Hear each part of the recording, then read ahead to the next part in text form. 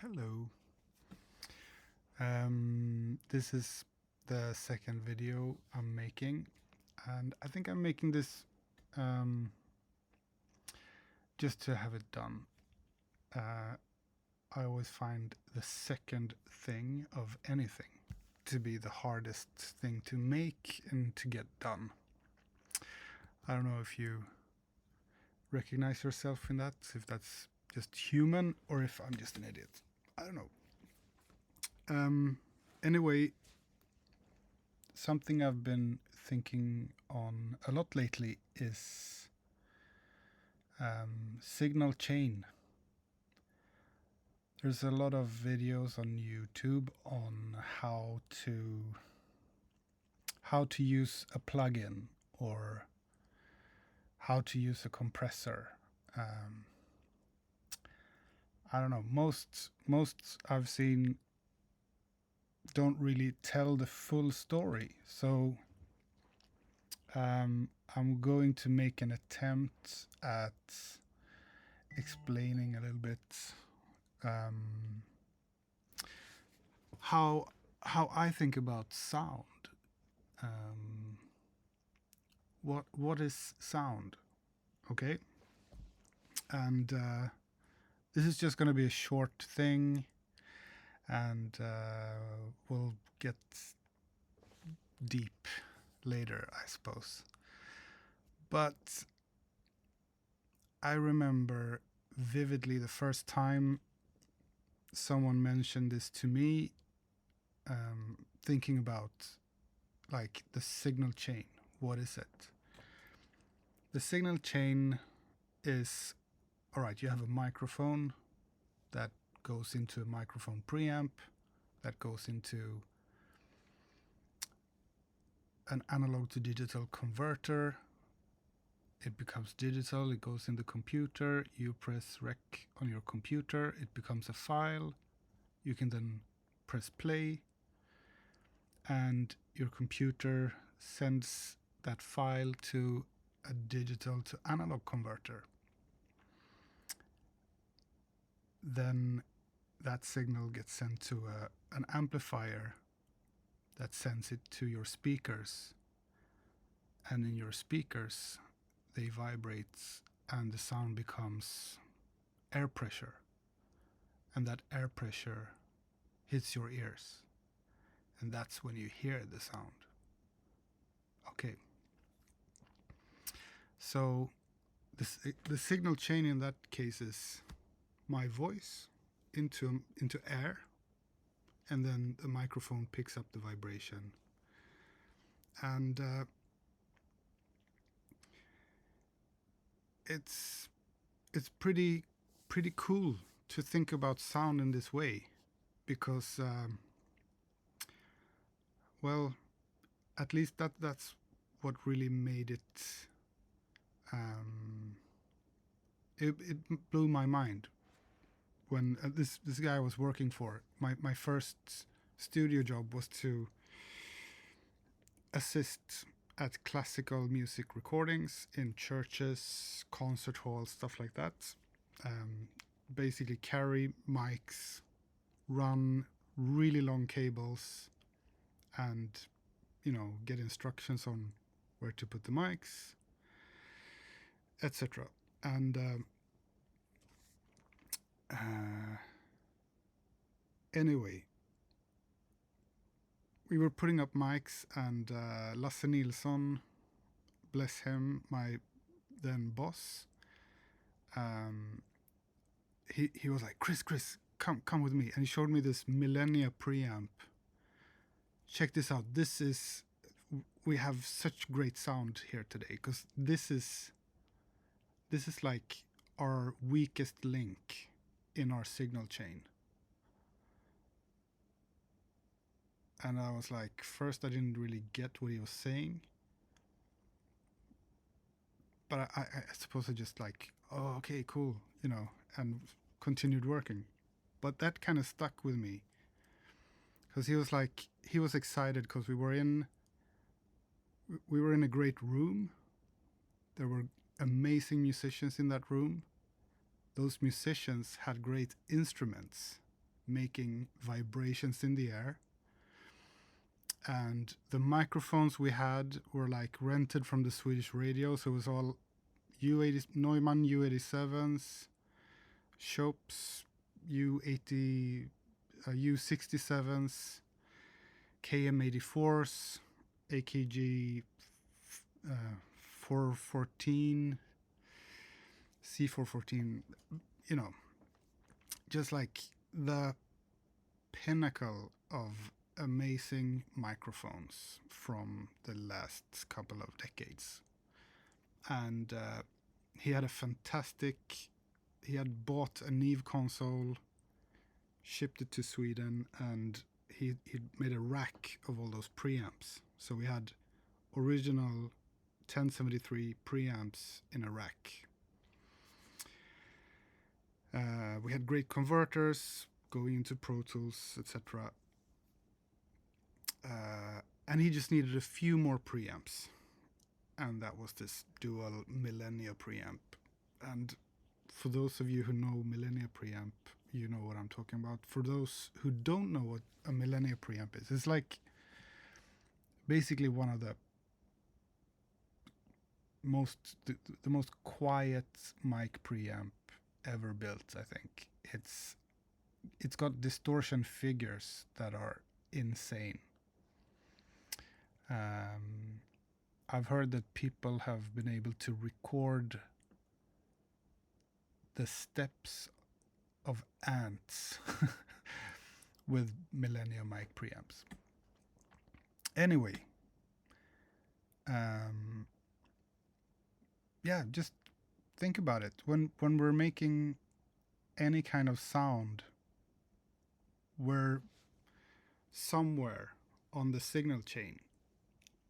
If I'm singing, I'm the source making air vibrations. Then I'm at the very start of the signal chain. If I'm the mastering engineer, I'm at the very last bit of the recording chain or the signal chain when you're making an album. And in the last 10 years or so, I've been starting to think maybe I'm cutting it short by limiting the signal chain from making the sound until you hear the sound. Because, you might, if you're aware of all the parts of the signal chain, you can create some fantastic sounds. But I'm into making music, I'm into composing, I'm into producing music. And then sound is not everything. There's something else there too. And I've thought a lot about, ideas. Where do ideas come from? So about 10 years ago, I started to think about it a bit different. I started trying to listen for ideas in the music that I love. And I think I started slowly extending the signal chain into something more, because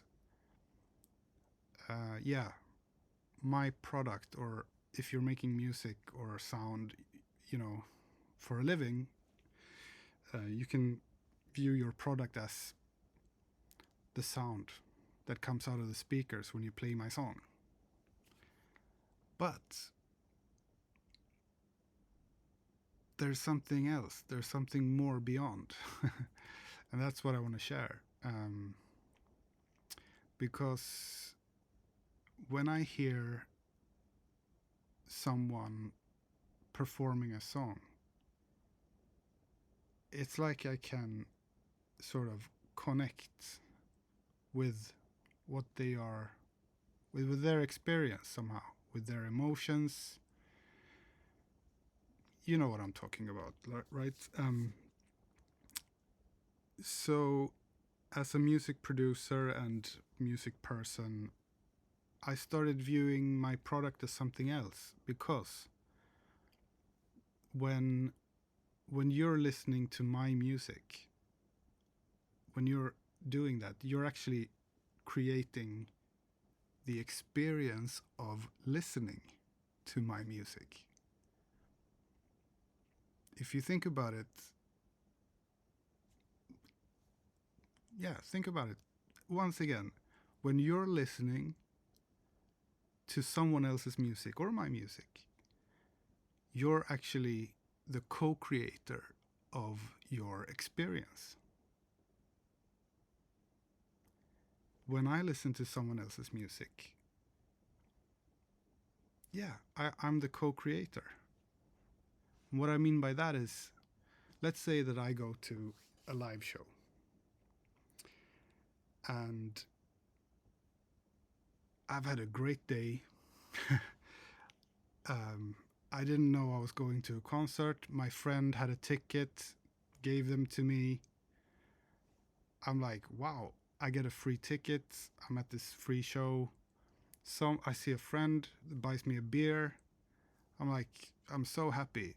When the band comes on, I'm like, yes, let's go. And I just think the concert is amazing. I'm so open for whatever comes on. Or maybe I've been really stressed. I've been stressed out, and 2 months ago I bought these really expensive tickets to something that I thought I wanted to see at the time. But now it's more of an annoyance to get there on time. I'm stressing out, and maybe, I've had a fight with someone about something. I don't know. I come to the show and I'm like, okay, entertain me. And, this might be the same show, but I'm not gonna enjoy it that much, because, everyone who comes to a show, everyone who puts on a record, they're creating that experience of, making the music be experienced in your mind. I don't know, maybe this is just way over the top for most of you out there, I don't know, but since I started thinking like this, it's actually opened a lot of doors to making music working in a more appropriate way, a more aware way. We're not just making wave files and sending them off to mastering. That's not my product anymore, in my mind. My product is experiences in the listener's mind. And if you try and think about your output in that way, I think it might really help you, because it's helped me. I just wanted to share that. Anyway, we'll go through something else another day.